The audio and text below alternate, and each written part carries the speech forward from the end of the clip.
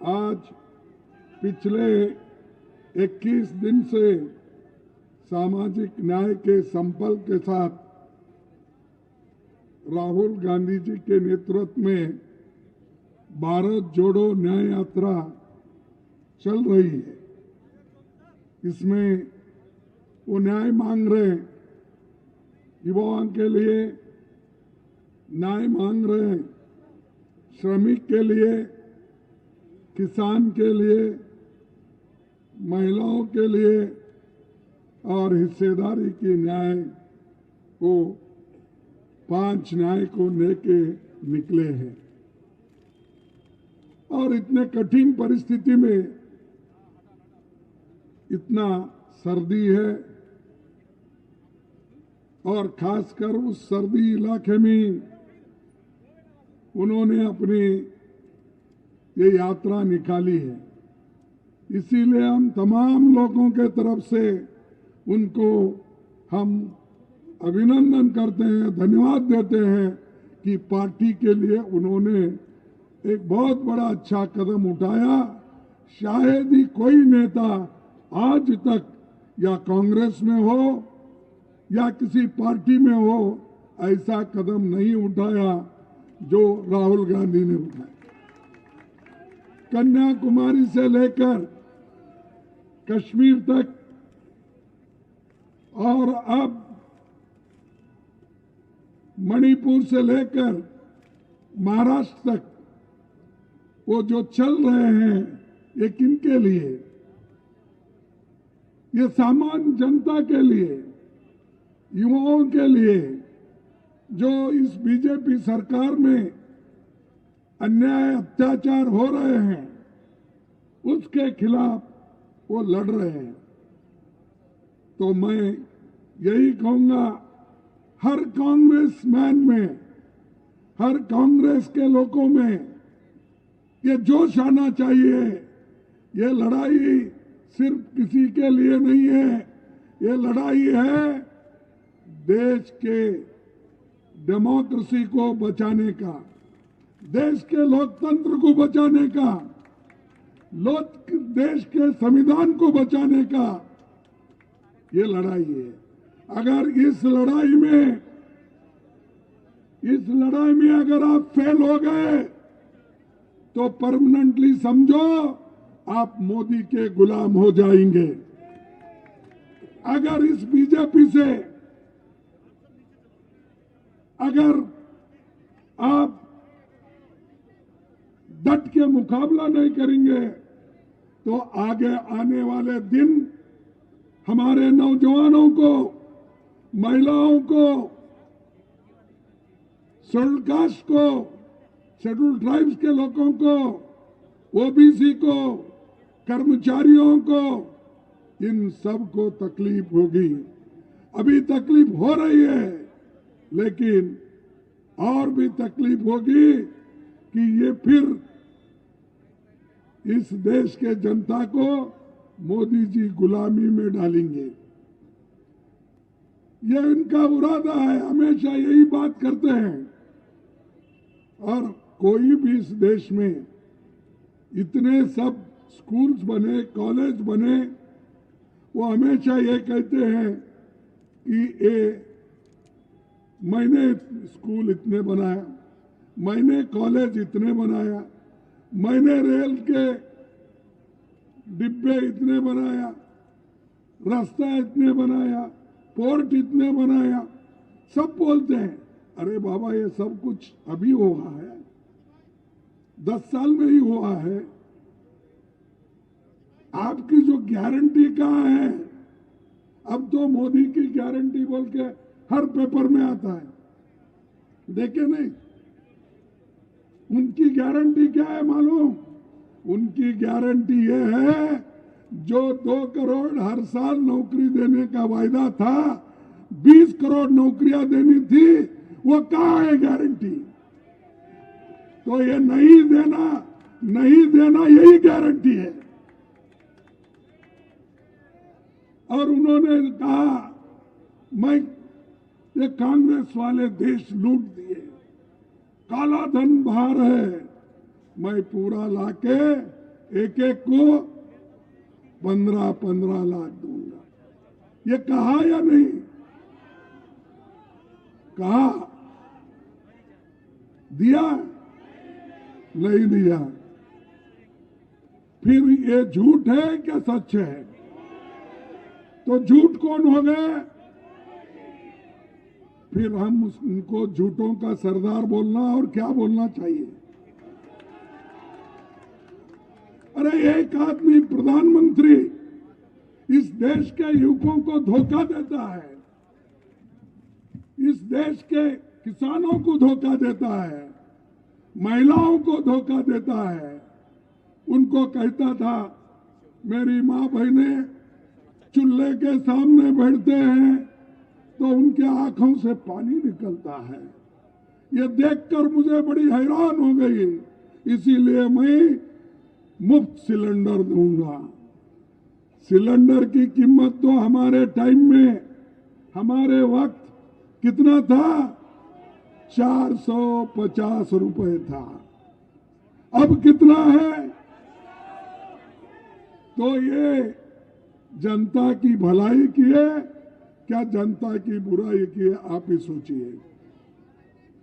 ये गारंटी है उनकी, ये गारंटी है, इसलिए आप उस गारंटी को मत देखो कांग्रेस की गारंटी को। हमने ये कहा कि आपको पेट भर खाना देंगे, इसीलिए सोनिया गांधी जी ने फूड सिक्योरिटी एक्ट लाया और करोड़ों गरीबों को उन्होंने मुफ्त में चावल दिया। उस वक्त सिर्फ 3 रुपए थे, लेकिन हमने उसको कम करते आए हर जगह अलग अलग ढंग से। लेकिन आज 80 करोड़ लोगों को मैं मुफ्त दे रहा हूं। अरे कहां से दे रहा भाई? कानून तो हम बनाए, सोनिया गांधी जी ने बनाई, और उनके जमाने से ये चावल देना शुरू हो गया। कोविड में तुमने थोड़ा 5 किलो बढ़ाया और उसी की बात करते हैं। इसलिए मैं ये कहता हूं, ये हमेशा झूठ बोलते हैं और झूठ बोल बोल कर लोगों को ऐसा भ्रमित किए हैं कि हर चीज को सच समझ रहे। आज एम्प्लॉयमेंट की यह स्थिति है, एम्प्लॉयमेंट घट रही है। सरकार में 30 लाख वैकेंसीज है, रेलवे में है, पोस्ट ऑफिस में है, केंद्रीय विद्यालय में है और स्कूलों में है, एडेड इंस्टीट्यूशन में है। अगर आप पूरे देश का हिसाब लेंगे तो कांग्रेस, आप पूरे लोग देखेंगे कि कांग्रेस ने जो पब्लिक सेक्टर भी बनाई, इसका पूरा अगर आप हिसाब लेंगे तो कम से कम 30 लाख सरकारी नौकरी खाली है। मोदी साहब ये क्यों नहीं दे रहे? क्योंकि अगर परमिशन दिए तो उन जगहों पे SC ST के लोग आएंगे, रिजर्वेशन भरेगा, बैकवर्ड के लोग आएंगे, भरेंगे, गरीब लोग आएंगे, नौकरियों में जाएंगे। तो उन्होंने यही किया, ये बंद करके गरीबों को पेट भी नहीं भरना, वैसा कॉन्ट्रैक्ट बेसिस में, डेली वेजेस में ये कर रहे हैं। तो और ये गरीबों की भलाई, सबका साथ क्या है? वो सबका साथ सबका विकास। अरे वो जान दो भाई, सबका साथ सबका विकास, लेकिन मोदी ने कर दिया सबका सत्यानाश। और ये हमको सिखाता। अरे हमारे नेताओं ने तो, पंडित जवाहरलाल नेहरू जी ने तो इतने बड़े बड़े पब्लिक सेक्टर बनाए, डैम्स बनाए, और इन डैम के वजह से हमारा इरिगेशन बढ़ा, अन्नदान बढ़े, और पब्लिक सेक्टर से लोगों को एम्प्लॉयमेंट मिले। एम्स, इंजीनियरिंग, ये सब इंस्टीट्यूशन खोले। कौन खोले? हमने खोला। और मोदी जी आने के बाद ऐसा कोई भी बड़ा काम नहीं हुआ। बताओ कौन सा बड़ा डैम इन्होंने बनाया? बताओ कौन सा ऐसे बड़े बड़े इंस्टीट्यूशन बनाए? हाँ, एक काम उन्होंने बहुत अच्छा किया है। वो काम है देश के जनता को बांटो और राज करो। ये वो कर रहे हैं। और इसलिए हमारे युवक, आप होशियार रहना चाहिए। ये देश का मामला है। देश के सत्ता में अगर ऐसे लोग बैठेंगे तो देश बर्बाद होगा, हमारे युवक बर्बाद होंगे और हम बड़े तकलीफ में गिरेंगे। तो इसलिए भाइयों, आप लोगों को मैं एक बात कहना चाहता हूं। दिल्ली भी अगर जो बड़ी है, जो आज सड़कें देख रहे हैं, आज फ्लाईओवर देख रहे हैं, स्टेडियम देख रहे हैं, ये किसकी देन है? कांग्रेस। अगर शीला दीक्षित जी ये स्टेप्स अगर नहीं लेते, सोनिया गांधी सपोर्ट करके, ये जो इंफ्रास्ट्रक्चर शीला दीक्षित के ओर से बनाया नहीं जाता, तुम्हारा क्या है? कोई लोग जो कहने दो सत्ता में बैठे सो लोग और दूसरे लोग, उनका क्या देन है? सिर्फ सबका देन यही है कि देश में लोगों को बांटने का। कुछ नहीं मिला हिंदू मुस्लिम, कुछ नहीं मिला। ये भगवान के खिलाफ है कांग्रेस वाले। अरे भगवान के खिलाफ हम क्यों हैं? हर एक के घर में पूजा होती है, घंटी बजती है, सब लोग अपने अपने घर में पूजा करते। तुम्हारे जैसे वोट के लिए आप करते हो, हम अपनी आत्मा के शांति के लिए करते हैं। आप लोग दिखाने के लिए करते हो, लेकिन हमारे लोग आध्यात्मिक होके वो काम करते हैं। तो भाइयों, ये जो इनका ये सरकार है, एक बात मैं बताऊंगा कि एनसीआरबी के आंकड़े बताते हैं, रोज एवरेज 3 बलात्कार यहां होते हैं। 2022 में महिलाओं के खिलाफ अपराध की 14,158 घटनाएं हुई, ये महानगरों में, और कोई पूछने वाला ही नहीं। एक जमाना था कांग्रेस का, अगर छोटी सी भी कोई गलती होती तो लोग रोज आके सड़कों पे बैठते थे, भजन करते रहते थे, रात भर वो क्या है अपना मोमबत्ती लेके फिरते थे। भाई कहाँ है? अब मोमबत्तियां दिख रहे नहीं, कहीं भजन दिख रहा नहीं। भाई लोगों को भूखे रख के आप भजन नहीं कर सकते, इसीलिए लोगों को खिलाना है। हमने यही फूड सिक्योरिटी आके खिलाया, देहात के लोगों को मनरेगा दिया। ऐसा कोई काम बीजेपी ने किया है? सो मनरेगा प्रोग्राम को पैसे इन्होंने घटाया और वो कहे कि जब जरूरत पड़ती है तब हम देते जाएंगे। अरे भाई, बजट में ही अगर ज्यादा पैसा नहीं है, आप देहात के लोगों को 100 दिन की गारंटी थी नौकरी देने की, काम करने, आप कितना दे रहे हो? 19 दिन। ये मोदी सरकार का मॉडल है।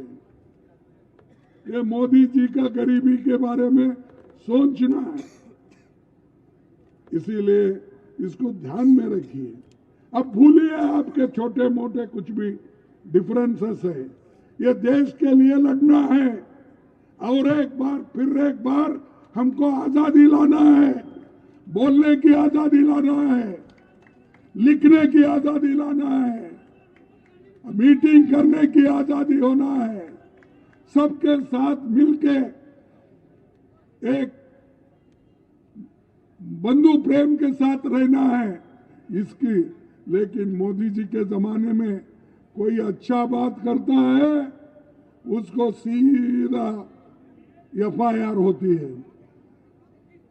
कोई कांग्रेस पार्टी के लोग अच्छी बात करते हैं, अन्याय के विरुद्ध लड़ते हैं तो रोज FIR होता है। और उसके अलावा अब आजकल ED, इनकम टैक्स, ये सब तैयार है। पहले कोई सुना इसका ऐसा? ये इसलिए कि देश के लोगों को डरा डरा कर, अपोजिशन को डरा डरा कर अंदर डाल के ये हुकूमत करना चाहते हैं।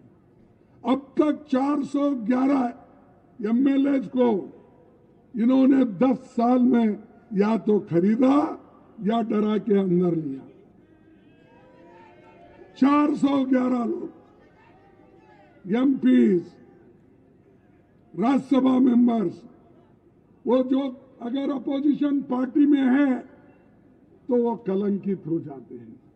अगर उनके पास कोई बिजनेस है, कोई धंधा है, तो उसको बंद कैसा करवाना और बंद करके उसको तबाह और तंग कैसा करना, वो करके उस MP को, MLA को वो अपने साथ लेते हैं, लेकर अपनी हुकूमत बनाते।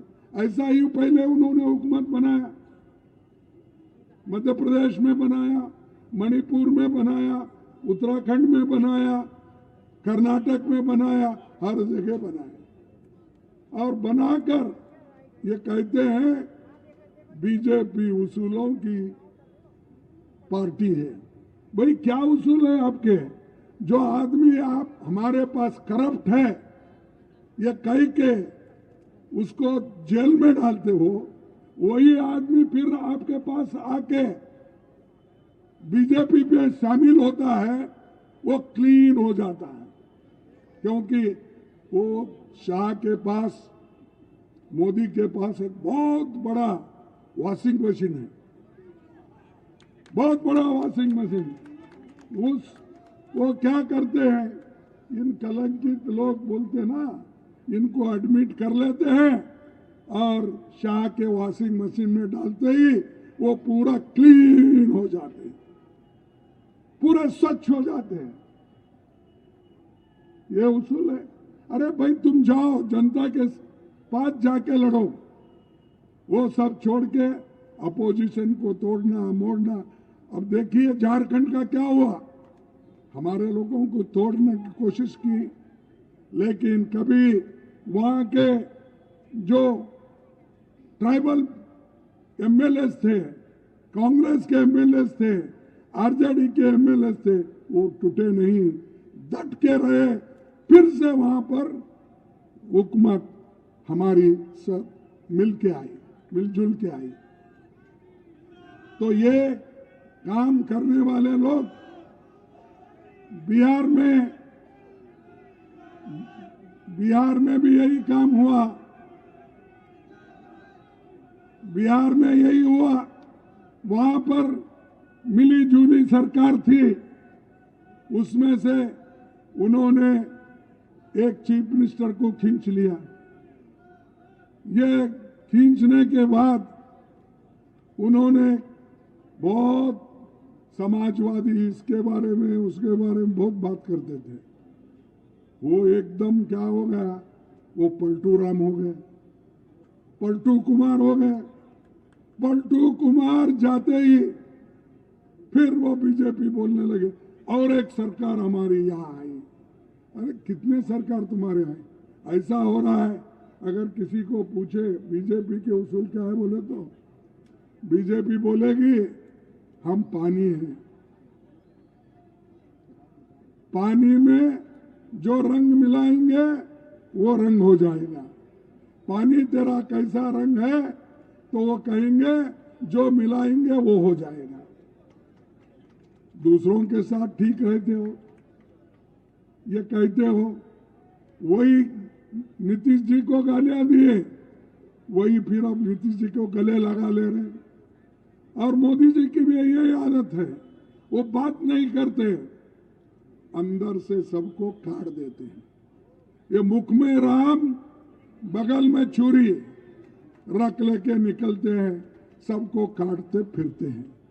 तो भाइयों, मैं यही कहूंगा, हम तो किसकी बुराई नहीं करते। राहुल गांधी जी ने यही बोला, हमने तो मोहब्बत की दुकान खोली है, कोई भी आ सकता है। ये लोग द्वेष की दुकान खोली है, हेट की दुकान खोली है, और हेट करना ये इनका काम है।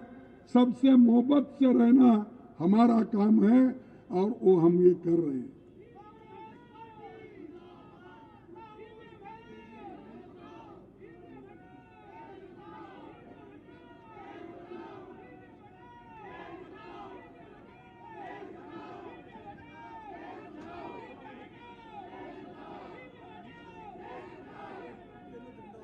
भाइयों, और एक आपको बताना चाहता हूं, 147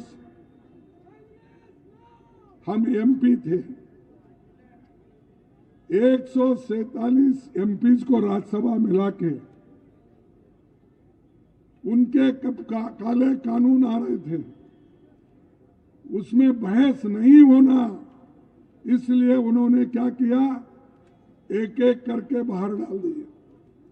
चंद लोग पार्लियामेंट में भी नहीं है, चंद लोग अपने कुर्सी पे भी नहीं उठे, ऐसे सभी को बाहर डाल के मोदी जी ने अपने कानून पास कर लिए। और ऐसे लोग अगर रहे तो अपने को जो होना है वो कर लेंगे। तो ये डिक्टेटरशिप के ओर जा रहे हैं मोदी जी। आप पढ़े लिखे लोग हैं, दिल्ली हमारी कैपिटल है, कन्याकुमारी से लेकर कश्मीर तक के लोग यहाँ आते हैं, बंगाल से लेकर गुजरात के लोग यहाँ आते हैं। आप सर्व के यहाँ के लोग, अगर हम दिल्ली जीतेंगे तो सारा देश जीतेंगे।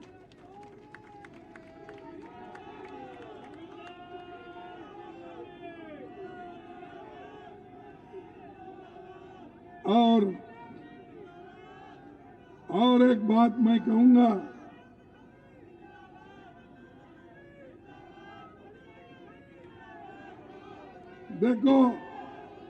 देखो गरीबों को ये कैसा सताते हैं, उसका एक उदाहरण देता हूं।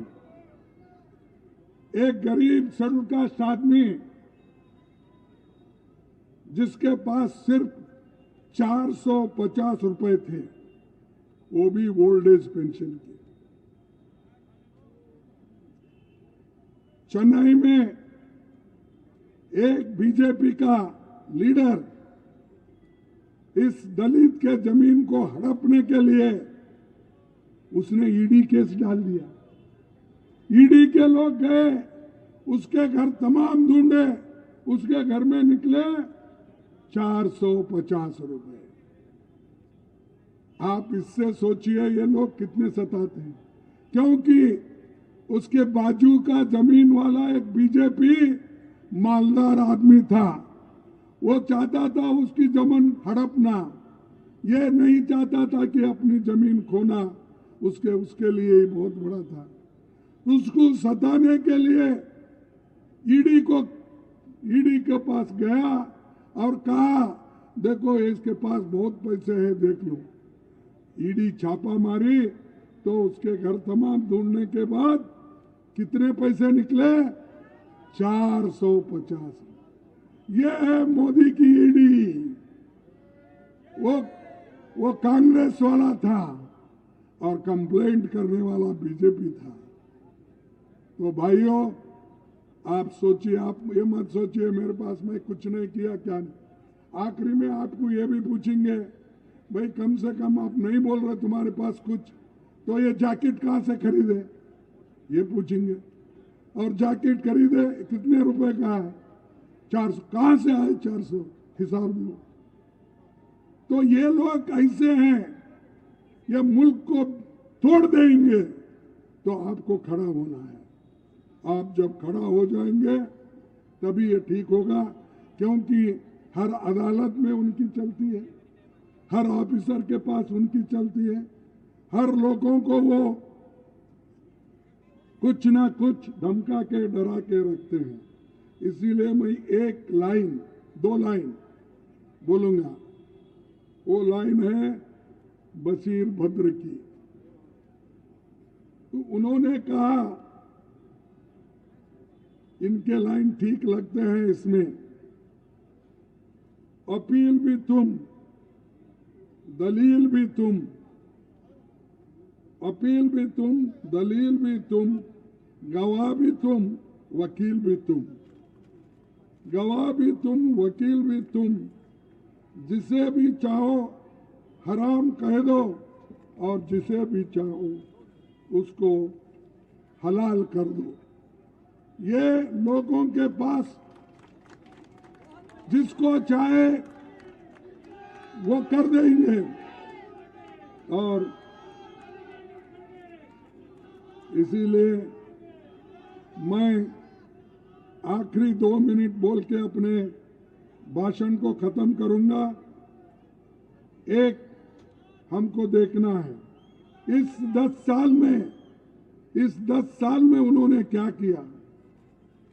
और उनके राज में एक तो भावनात्मक कार्ड खेलते हैं, रिलीजन कार्ड खेलते हैं, लोगों को ऐसा बुलाते हैं, भाइयों और बहनों मैं आपका दुख नहीं देख सकता। छोटे मोटे व्यापारियों को इन्होंने नहीं छोड़ा, उनको मदद करने की बात की, उनको लोन देने की बात की, लेकिन लोन किनको देते हैं, चुन चुन के आरएसएस के लोगों को, चुन चुन के बीजेपी के लोगों को। कोई गरीब उनके पास जाके लोन नहीं मांगता, उसको देते नहीं। बैंकों को भी उन्होंने खरीदा, सब लोगों को डर के अंदर रखा। वो बैंक वाले भी बोलते हैं, साहब हम नहीं दे सकते, ऊपर का ऑर्डर है। ऊपर का ऑर्डर क्या है, जो लोग तुम्हारे पास आते हैं, तुम्हारे पॉलिसी के तहत जो मांगते हैं, उनको नहीं देना, ऐसा कोई है नहीं, लेकिन वो करते हैं। इसीलिए मैं एक 4-5 शब्द आपको बोलूंगा। हर घंटे देश का एक किसान आत्महत्या करता है। हर घंटे इस देश का किसान आत्महत्या करता है। हर घंटे 2 नौजवान आत्महत्या कर लेते हैं। आम आदमी पर टैक्स 55% है, जीएसटी सब मिला के। और अदानी अंबानी अमीर लोगों के ऊपर कितना है, उनको तो करोड़ों रुपए दे रहे हैं आप कर्जा। वो कर्जा ले रहे हैं, देश के बाहर जा रहे हैं। मोदी जी जब बाहर जाते हैं, वो सब लोगों को जमा करके तालियां बजाते, मोदी मोदी मोदी।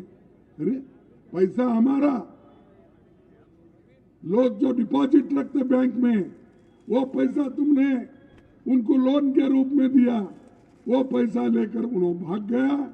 जब तुम जाते हो वो तालियां बजाते रहता है। और इन्होंने खुश, वो कौन सा की एक है पिक्चर देखा था मैं पहले, मुगम्बो खुश है क्या किया, हाँ, तो वैसा खुश हर जगह बोलने का। और अमीरों का टैक्स केवल 2 से 3% है, गरीबों का टैक्स 55% है। और आज घरेलू बचत 50% हो गई। किसके पास पैसे ही नहीं, महंगाई इतनी बड़ी है, तेल महंगा, आटा महंगा, पल्सेस महंगे, हर चीज महंगा, डीजल पेट्रोल तो पहले ही महंगा हुआ है। उनके लोग, अमीर लोग तो सहन सकते हैं, लेकिन ऑटो चलाने वाला, घर में गैस जलाने वाला, उसकी क्या है हैसियत? आप उसके तरफ देखे हैं कभी? हमारे जमाने में क्रूड ऑयल की कीमत ज्यादा थी इंटरनेशनल मार्केट में, अब वो गिर गई है। गिर जाने के बाद भी इन्होंने डबल ट्रिपल रेट कर दिया। तो ऐसे सरकार को आप चाहते हैं? ऐसे सरकार को आप आने वाले चुनाव में निकालेंगे या रखेंगे? रखेंगे, निकालेंगे।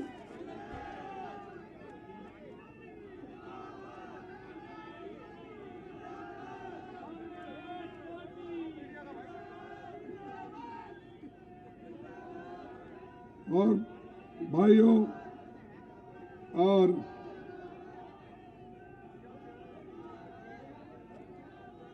मैं ये कहूंगा, आज के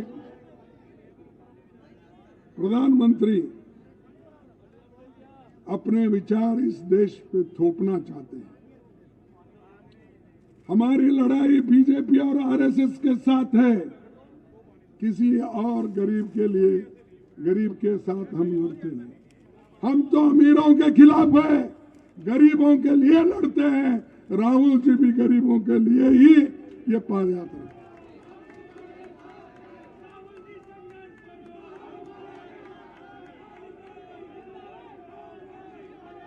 सोनिया गांधी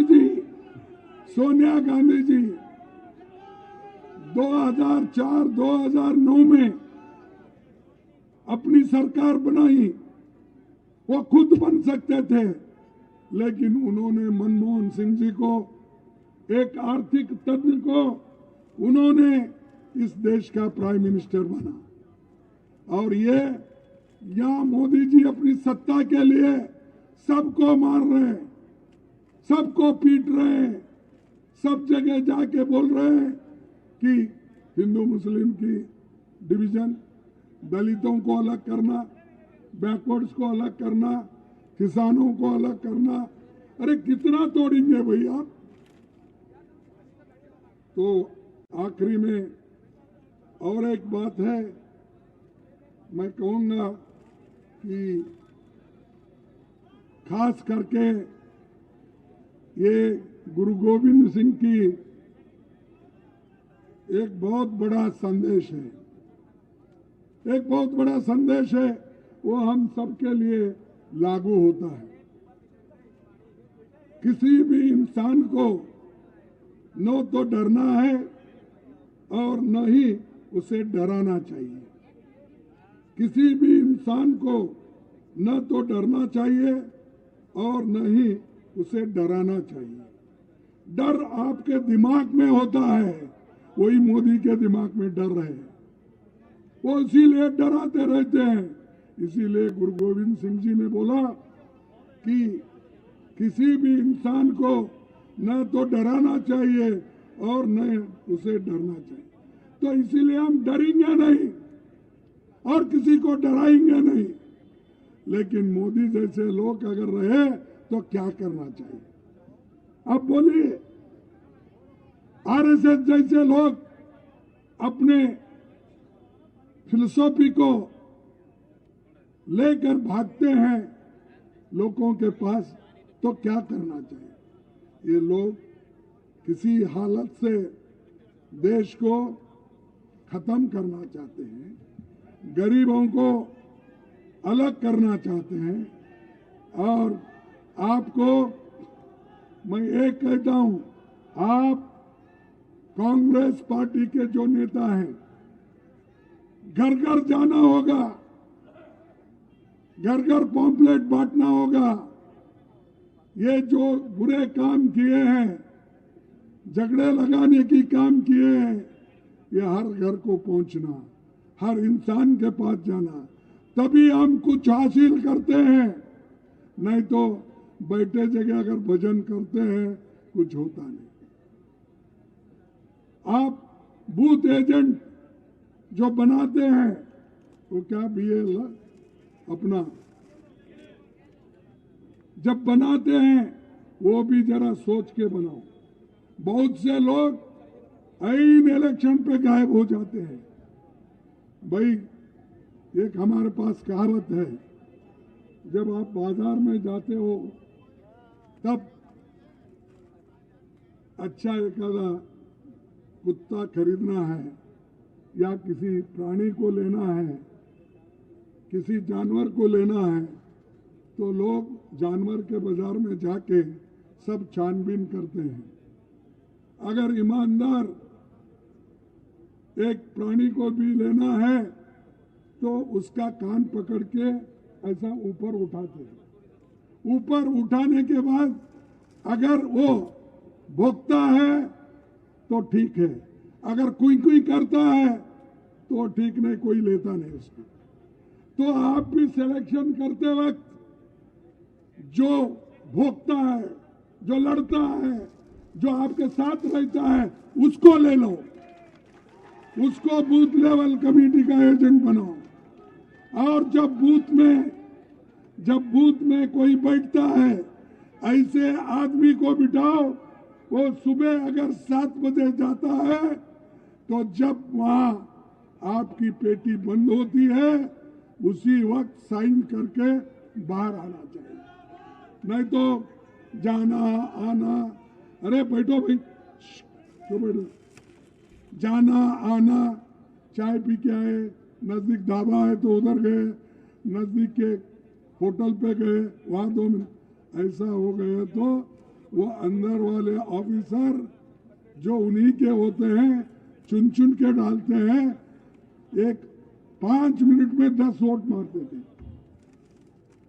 और 7 से 8 तक या 9 तक आप पहले रहते हो, जल्दी अंदर जाना चाहिए, नहीं तो उस वक्त भी अगर ऑफिसर उनका है थोड़े पहले ही सर्वे करे सो रहता है, कौन है घर में, कौन नहीं है, कौन मरा हुआ है, कौन गाँव का, उनकी लिस्ट वो बीजेपी वाले बना लेते हैं। चाहते ही वो 2 घंटे में जितना हो सके उतना मारते हैं।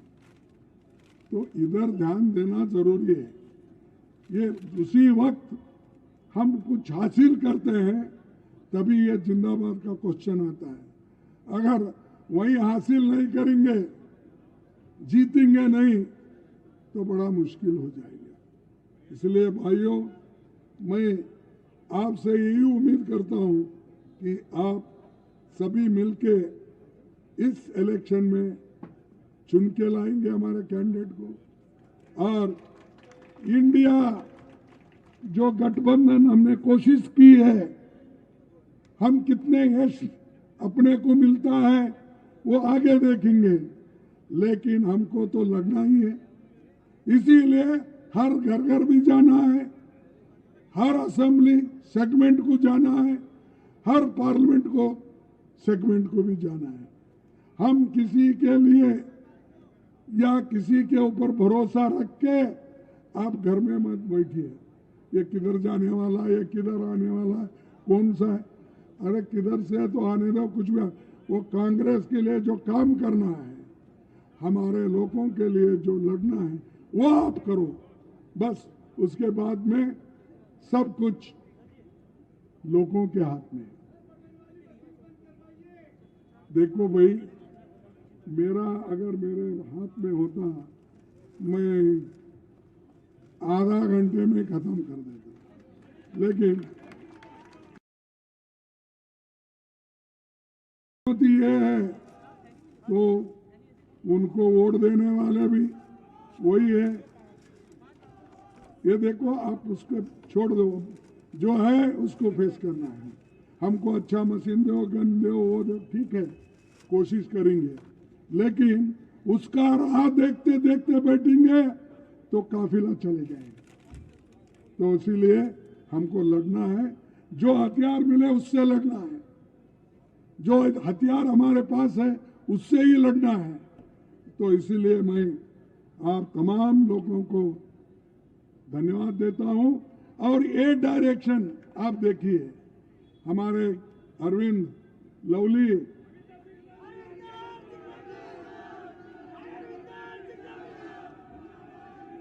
ये ठहरो भाई, देखिए, नहीं आप रियली लवली बनना चाहते हैं, रियली लवली बनना चाहते हैं, ये बूथ वाइज काम पहले करो, ये जो बूथ एजेंट का काम करो, ये वर्कर वहां बिठाने का काम करो, तभी कुछ हम हासिल कर सकते हैं। इसलिए ज्यादा कुछ न बोलते, इतना कहकर मैं आपसे अपना बात खत्म करता हूं और आप सबको धन्यवाद देते हुए मेरे बात को खत्म करूंगा। जय हिंद।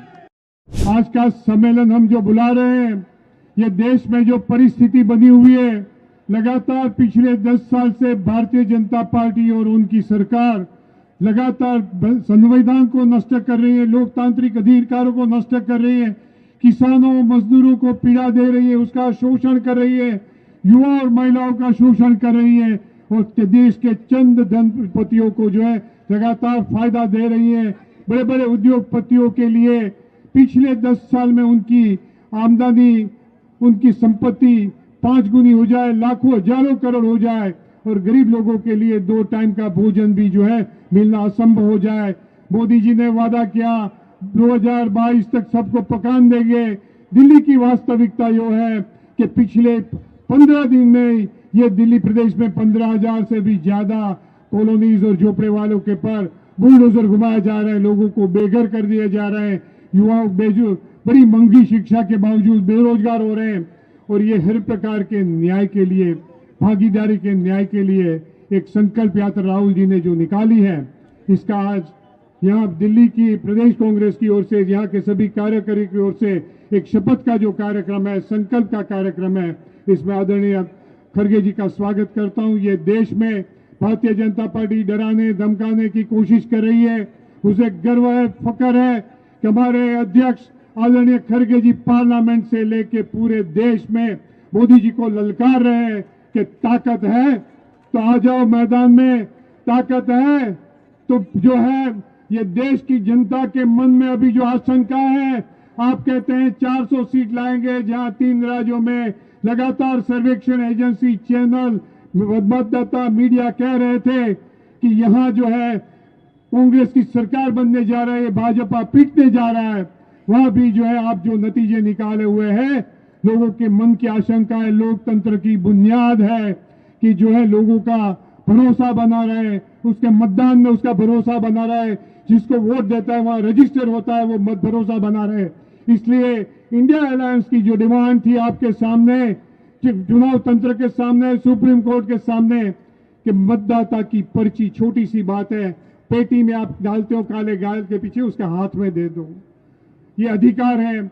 आज हम जो न्याय मांगते हैं तो वो भी एक न्याय है और ये सभी बातों का, संवैधानिक अधिकारों का सबसे बड़ा ज्यादा ये देश में आने वाले दिनों के सामने चुनौती है, संविधान के अधिकारों की रक्षा का, वो रक्षा करना है।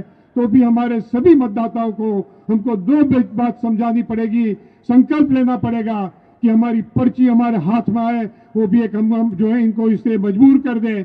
और दूसरा कि इतनी भारी मात्रा में मतदान करा दें कि जिसकी वजह से ये गांगली करके भी कहीं ना कहीं नतीजे को प्रभावित करने की कोशिश करते हैं, वो भी समाप्त हो जाए। आज हम यहाँ इकट्ठे हुए हैं, दिल्ली प्रदेश कांग्रेस ने इतनी शानदार तरीके से कई सालों के बाद इतनी अच्छी रैली का आयोजन किया है। आप सभी वर्करों को, सभी नेतृत्व का बहुत बहुत धन्यवाद करता हूं और आने वाले दिनों में मैं खड़गे साहब को सुनिश्चित करवाना चाहता हूं कि दिल्ली में जो परिस्थिति बनी हुई है उसमें से कांग्रेस पार्टी, कांग्रेस की विचारधारा से जुड़े हुए लोगों को अपने हाथ फिर से जोड़ देंगे, कांग्रेस का वही गौरव बना देंगे। ये संकल्प को, न्याय यात्रा के संकल्प को हम सिद्ध करेंगे। इतनी बात के साथ मेरी बात समाप्त करता हूं। आप सबका बहुत बहुत धन्यवाद। जय हिंद, जय भारत। मैं बहुत ही संक्षिप्त में अपनी बात कहूंगा क्योंकि अभी पूरे हिंदुस्तान में लाइव यहाँ पे यहीं से जाएगा, खड़गे साहब को पूरे हिंदुस्तान के अंदर लोग लाइव यहाँ से सुनेंगे। लोग इंतजार कर रहे हैं, इसलिए मैं बहुत संक्षिप्त में अपनी बात कहूंगा। साथियों, पिछले वर्ष लगभग इसी समय राहुल गांधी जी ने भारत जोड़ो यात्रा यहां से शुरू करी थी और यहां से इसी जगह से होकर के गए थे। एक वर्ष गुजर गया है, राहुल गांधी जी भारत जोड़ो न्याय यात्रा हिंदुस्तान के दूसरे कोने से कर रहे हैं। आखिर ये सब क्यों हो रहा है, क्यों करने की जरूरत पड़ रही है? आज हमारे देश का लोकतंत्र खतरे में है और इसलिए मैं बधाई देना चाहता हूं लवली जी को कि सारे कांग्रेस जनों को आपने इकट्ठा करके इस लोकतंत्र बचाने के संघर्ष में इकट्ठा किया है और जो आप सब के सब लोग यहां पे आए हैं, आप लोग लोकतंत्र बचाने की ऐतिहासिक भूमिका के अंदर आप लोग निभाने के लिए जा रहे हैं। इसलिए मैं आप सब लोगों को बधाई देना चाहता हूं। मैं बधाई देना चाहता हूं उन सभी तमाम कांग्रेस के नेताओं को जो आज घर से निकल करके बाहर लोकतंत्र बचाने के संघर्ष के अंदर यहां पर आए हैं कि आप सबके सब लोग ऐतिहासिक कार्य कर रहे हैं। हमारे देश का लोकतंत्र जब खतरे में है तो उसको बचाने का कार्य आप लोग कर रहे हैं। यहां पर हम सबके सब लोग, जैसे मैंने शुरू में कहा कि खरगे साहब को आज सुनने के लिए आए, लवली जी ने बहुत ही खूबसूरती से यहां पे सारी बातों को कहा है। मैं अपनी बात को समाप्त करने से पहले केवल एक बात कह करके जाना चाहूंगा। जब मैं यहां पर आया तो मेरे को एकदम से याददाश्त वापस मेरे पूर्व मित्र और इस इलाके के आप लोगों के नुमाइंदे डॉक्टर ए.के. वालिया की याद के अंदर आ गई। मैं ये उम्मीद करता हूं कि डॉक्टर ए.के. वालिया जहां पर भी होंगे उनका आशीर्वाद हमेशा हमारे साथ, कांग्रेस के साथ, इस इलाके के साथ, इस जगह की जनता के साथ में हमेशा रहेगा। आप सब लोगों का फिर से बहुत बहुत धन्यवाद। जय हिंद, जय भारत। बेरोजगार युवाओं को रोजगार दिलाने का न्याय है, महिला बहन बेटियों को सुरक्षा का न्याय का वादा है राहुल गांधी जी का। आप सबसे कहूंगी, समय कम है, काउंटडाउन शुरू हो चुका है, 100 दिन भी बाकी नहीं है। बैठिएगा मत, आपका नेता 10,000 किलोमीटर चल रहा है, निकल पड़िएगा और नारी न्याय के नारे के साथ भारतीय राष्ट्रीय महिला कांग्रेस, मेरी महिला अध्यक्ष पुष्पा जी और पूरी मेरी महिला बहनें आज जहां जो बैठी हैं, ये नारी न्याय की लड़ाई हमारा नेता राहुल गांधी लड़ रहा है। हमें उन्हें ताकत देनी है। मैं फिर कहूंगी अपनी बहनों को समर्पित करते हुए 2 शब्द, और जितने भाई बहन पिता हमारे आए हुए हैं, अपनी बेटियों को ताकत दीजिए, आगे बढ़ाइए, उनके परों को कुतरिए मत, उनके परों को खोल दीजिए। वो बेटियां ऊंची उड़ान बनेगी और आपको, समाज को, देश पर उन पर गर्व होगा। मैं 2 शब्द अपनी बहनों को समर्पित करके बात को समाप्त करूंगी। हिंद की है नारियां, हिंद की है नारियां जलती चिंगारियां, हिंद की है नारियां जलती चिंगारियां, समझे ना कोई हमें फूलों की क्यारियां, हम हिंद की है नारियां, हम हिंद की है ये नारियां। ये संदेश ब्रजभूषण शरण तुम्हारे लिए है। बीएचयू में पढ़ने वाली आईटी की छात्रा के साथ सामूहिक बलात्कार होता है और बलात्कारी भाजपा के हैं। प्रधानमंत्री जी का संसदीय क्षेत्र है, प्रधानमंत्री जी खामोश बैठे हैं। कब तक हमारी बेटियों को आप फूल समझकर यूं ही जो है आप उसके साथ एक खिलवाड़ करेंगे? वो फूल नहीं, चिंगारी है। ये अब हम बताएंगे और आगे का रास्ता हम खोलेंगे अपनी बहनों के लिए। बहुत बहुत धन्यवाद आप सभी को, कांग्रेस का बूथ का, ब्लॉक का, जिले का, जो आज समर्पित क्रांतिकारी कार्यकर्ता हमारे सामने बैठा है। मैं आपको सिर्फ कहना चाहती हूँ, ये देश, ये दिल्ली एक बार फिर एक और क्रांति देखना चाहती है और वो क्रांति आप लाएंगे। आज ही घोषणा हुई है, भारत रत्न अवार्ड किसको मिला? जिसके सीने को नथुराम गोडसे ने चीरा, उस बापू को भारत रत्न मिला। जिस राजीव गांधी जी का खून इस मिट्टी में मिल गया, उसे भारत रत्न मिला। उस भारत मां, हमारी पहली महिला प्रधानमंत्री इंदिरा गांधी जी शहीद हुई, भारत रत्न उन्हें मिला। और आज संघ भाजपा की सरकार ऐसे लोगों को भारत रत्न दे रही है जिनका आजादी से लेकर कहीं कोई योगदान आज तक इस देश की मिट्टी के लिए नहीं रहा है। आज भारत रत्न रेवड़ियों की तरह बांटे जा रहे हैं, संघ आरएसएस के लोगों को दिए जा रहे हैं। हम इसका कड़ा विरोध करते हैं। भारत रत्न की जो पहचान है, जो उसका त्याग है, बलिदान है, ये उस पे असली हक उन लोगों का है, ये उन्हें मिलना चाहिए।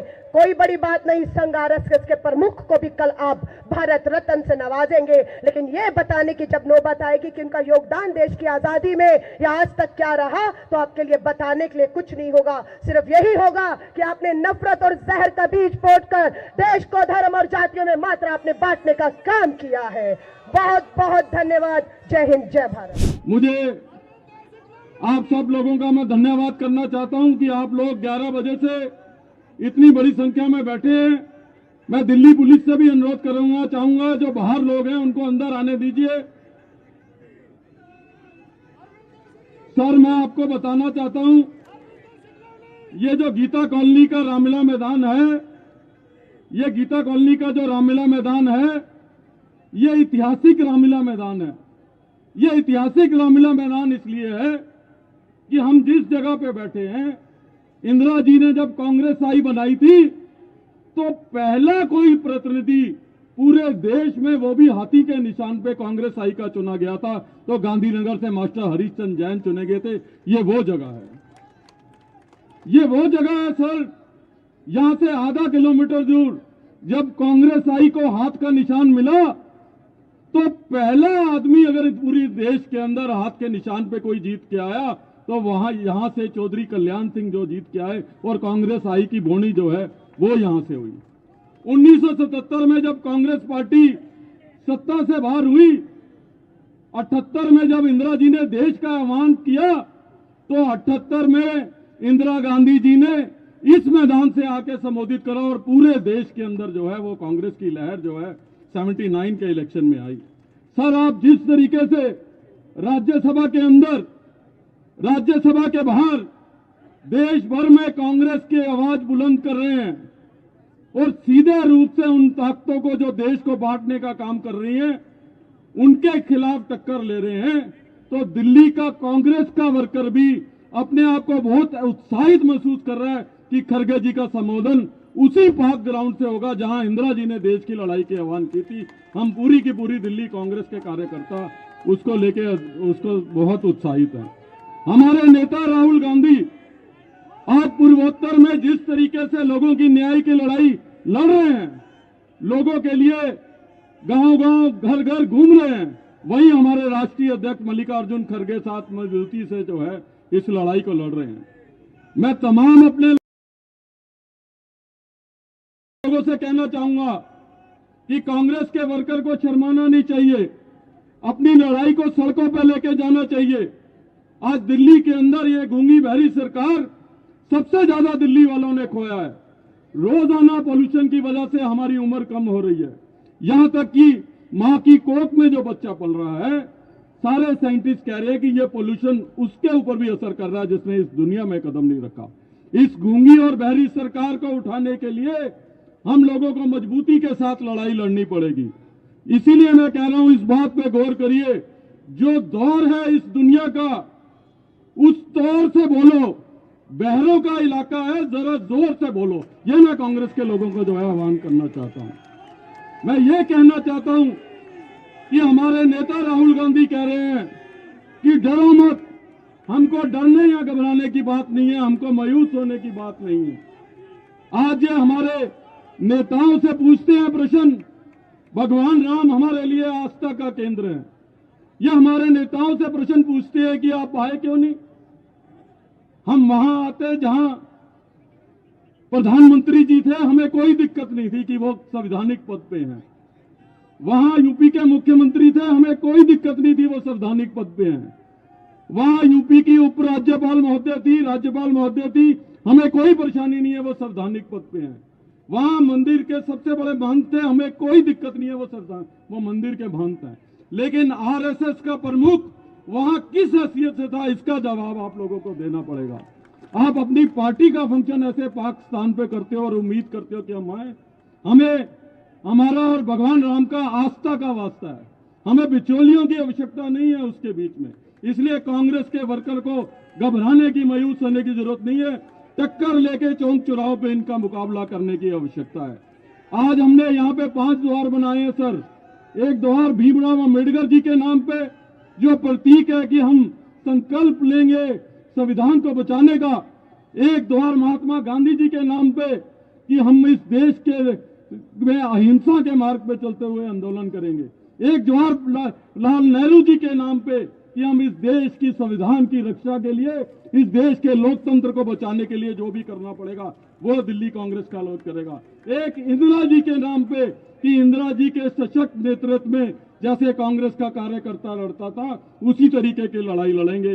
एक राजीव जी के नाम पे कि युवा जो है वो आज भी राहुल गांधी और कांग्रेस पार्टी में विश्वास रखता है, वो उसके नाम का। तो इसलिए आपसे कहना चाहता हूं, घबराने की जरूरत नहीं है, मजबूती के साथ लड़ाई लड़ो। और अंत में एक बात कह के खत्म करूंगा कि आप सबको इस शेर को अपने जीवन में उतारना है। मैंने पहले भी बोला है कि हमको मालूम है कि दुश्मन कम नहीं, हमको मालूम है कि दुश्मन कम नहीं, पर हमारी तरह जान हथेली पे थोड़े जो आज बन के बैठे हैं साहिब मसलन, किराएदार हैं, जाति मकान थोड़े। और इस देश की मिट्टी में मिला है सबका खून, किसी के बाप का हिंदुस्तान थोड़े है।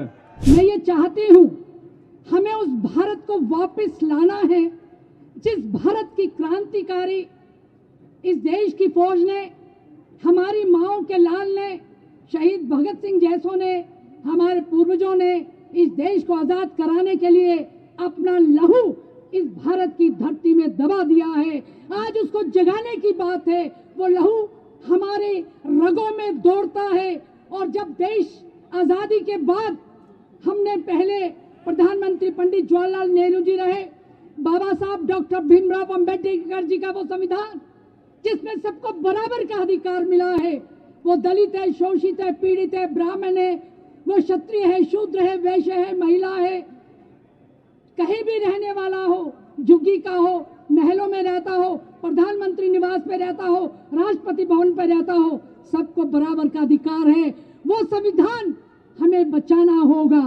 वो देश को याद करिए जिस देश में हरित क्रांति आई, वो कांग्रेस के समय में हरित क्रांति आई। उस बात को याद करिए जब श्वेत पत्र आया, इंडस्ट्री का एक बड़ा सैलाब आया और फिर हमारे देश के किसानों का सम्मान बढ़ा, हमारी महिलाओं का बढ़ा। मुझे मालूम है अभी खरगे जी आएंगे, खरगे जी ने उस समय पे जब मनमोहन सिंह जी की सरकार थी, मेरे साथ अजय माकन जी भी थे, वो हमारे कुलीग रहे। जिस महिला और बच्चों का देश के 75% आबादी को मनमोहन सिंह जी की सरकार ने जिस तरह से उत्थान किया, जिस तरह से उनकी सेहत का ध्यान दिया, जिस प्रकार से बेटी बचाओ और बेटी पढ़ाओ का नारा जो हमारा था, हम जो गैप ज्यादा हो गया था, जो हमारा महिला और पुरुष का गैप बढ़ता जा रहा था, उसको रोकने के लिए हमने कानून बनाए, उसको रोकने के लिए हमने बहुत सारी चीजें लाए। आज मैं बहुत विस्तार में नहीं बताना चाहती, फिर मौका मिलेगा जरूर बताऊंगी। लेकिन ऐसी कांग्रेस पार्टी, जिस कांग्रेस पार्टी में राहुल गांधी जी, राजीव गांधी जी के पद चिन्हों पे चलते हुए, सोनिया जी के उस आदेश पे, सोनिया जी के उस बात को जो कहती थी कि देश के बच्चे मेरे दिल के करीब हैं, वो देश का बच्चा भारत का नौजवान है, भारत का किसान है, लेकिन अपनी धरती पे अपने ही सेनाओं के लोगों का लहूलुहान पुलवामा जैसा होते हुए नहीं देखा।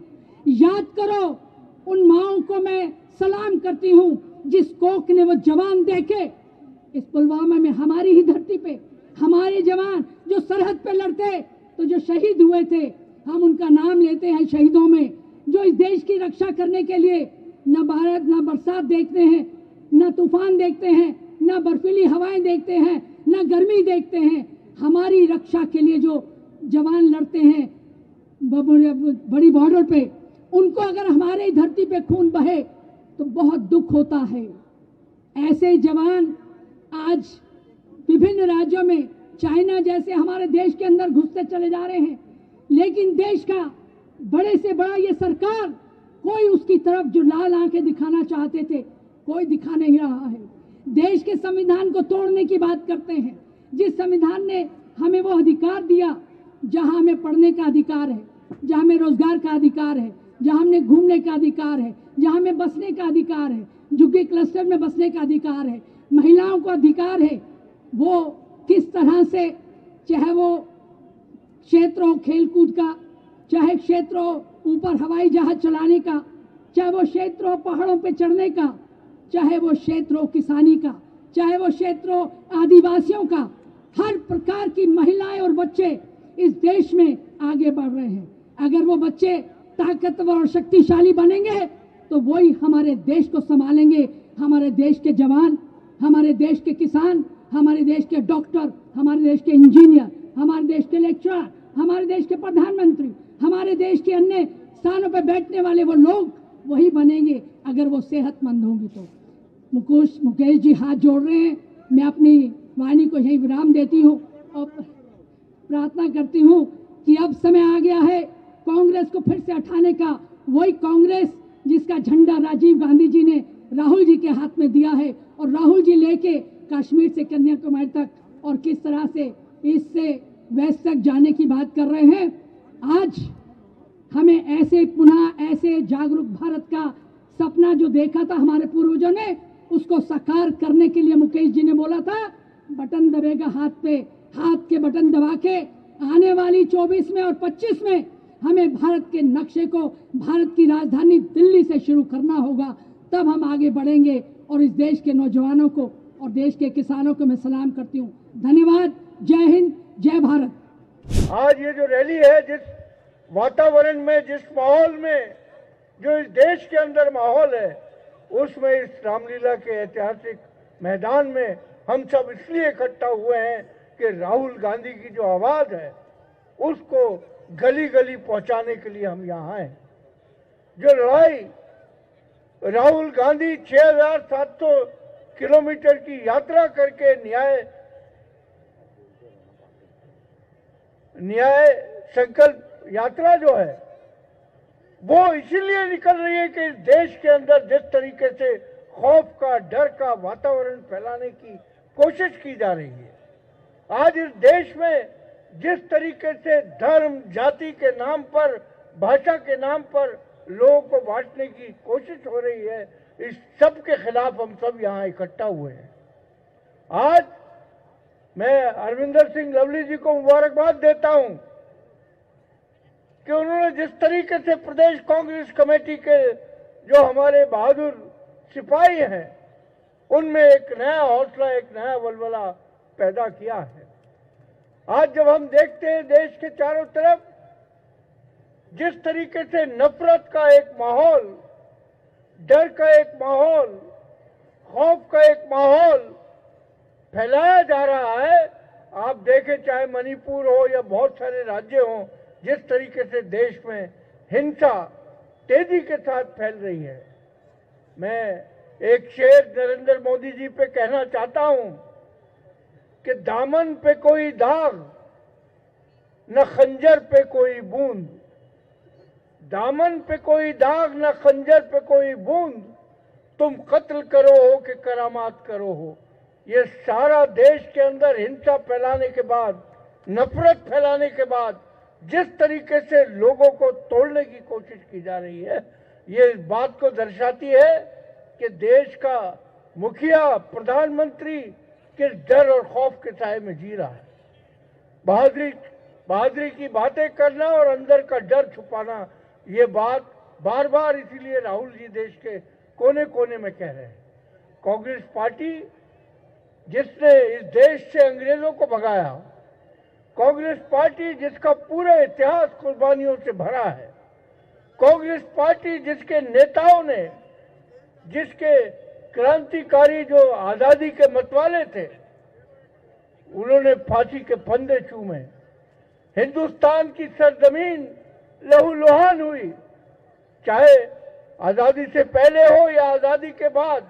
जिस तरीके का बलिदान इंदिरा गांधी ने, राजीव गांधी जी ने दिया इस देश को, मैं समझता हूं एक मिसाल है वो कि किस तरीके से बहादुरी के साथ इस देश के लिए उन्होंने अपनी कुर्बानी दी। और ये इतिहास चाहे आजादी से पहले का हो या बाद का हो, आज उसको याद करने की जरूरत है। और जो हिम्मत और हौसला आदरणीय राहुल जी हम तमाम लोगों को दे रहे हैं, हम सबको लड़ने की जरूरत है। आज देश की महंगाई, नौजवानों की बेरोजगारी, जिस तरीके से देश के अंदर बांटने की कोशिश हो रही है, आज ऐसा लगता है कि दोबारा उस आजादी की लड़ाई की तरह और उसी जज्बे के साथ इन तमाम ताकतों का हमको मुकाबला करना है। आज जिस तरीके से भाई को भाई से बांटने की कोशिश हो रही है, मैं समझता हूं कि कांग्रेस पार्टी कभी अपनी जिम्मेदारी से पीछे नहीं हटी है। और हिंदुस्तान का जो तारीख है, हिंदुस्तान का जो इतिहास है, वो हमेशा भरा पड़ा है कुर्बानियों से कि जब भी कोई इस तरह की चुनौती आई है, कांग्रेस के लोगों ने छाती के ऊपर गोली खा के इस देश की संविधान की, इस देश की मर्यादा की, इस देश के भाईचारे की रक्षा की। और मैं समझता हूं कि आज हम सब मिलकर जो राहुल गांधी जी ने हमको रास्ता दिखाया है, जिस तरीके से आज नौजवान बेरोजगार घूम रहा है, आपने देखा होगा केवल 5,000 नौकरियों के लिए 50 लाख एप्लीकेशन आती हैं। चाहे रेलवे हो, वहां नौकरियां खत्म हो चुकी हैं। आज नौजवान जो पढ़ाई करके बाहर निकलता है, जिसके माँ बाप कुर्बानियां देकर उसको पढ़ाते हैं, आज उसको अपना भविष्य नहीं दिख रहा। आज इस देश के अंदर केवल बड़े बड़े सरमाएदार और उद्योगपति, ऐसा लगता है कि उन्हीं का राज है। और जब हम हिंदुस्तान का इतिहास पढ़ते हैं, जिस तरीके से देश में ईस्ट इंडिया कंपनी आई थी, इसी तरीके से अडानी और अंबानी इस देश के अंदर ईस्ट इंडिया कंपनी की एक मिसाल बन गई।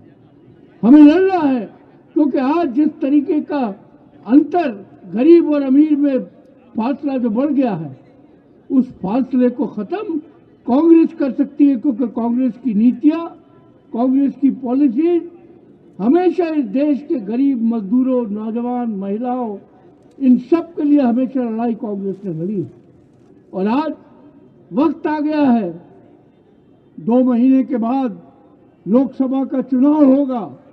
2 महीने के बाद आप सब लोग पूरी ताकत के साथ इस देश में एकजुटता दिखाकर इस तरह की फासिस्ट सरकार को हमेशा के लिए रवाना करें, क्योंकि दोबारा नहीं आएंगे। जितने सपने इन्होंने लोगों को दिखाए, चाहे वो 15 लाख के हों, 2 करोड़ रोजगार के हों, लेकिन आज जिस तरीके से समाज को लगातार बांटने का प्रयास किया जा रहा है, आज जिस तरीके से धर्म के नाम पे बार बार लोगों को भड़काने की कोशिश की जा रही है, हम सब आज जब यहाँ से जाएं तो ये संकल्प लेके जाएं कि इस हिंदुस्तान से हम नफरत को जड़ से मिटाएंगे। इस हिंदुस्तान के अंदर जो मोहब्बत और भाईचारा मुख्तलिफ धर्मों के, मज़ाहिब के मानने वाले लोगों का है, उसके लिए चाहे हमें कोई भी कुर्बानी देनी पड़े, हम उसके लिए तैयार हैं। बहुत बहुत धन्यवाद। जय हिंद। न्याय का हक मिलने तक।